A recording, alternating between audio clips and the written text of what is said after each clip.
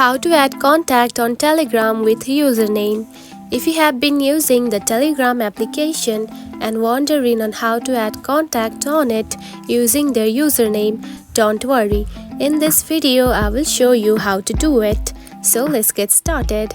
First of all, open the Telegram application. Just like this. After opening it, you will find something like this on your home screen. Now to add contact, tap onto pencil icon at the top. Just right here, select it. Then here you can find search button. Right here in the middle, tap on it. Now to add the contact by their username, simply tap on to their username.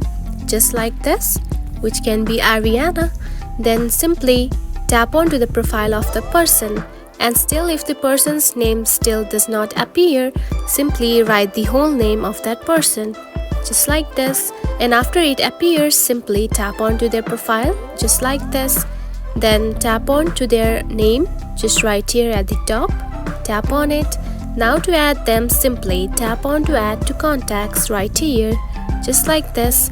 Then tap on to their name and simply tap on to done.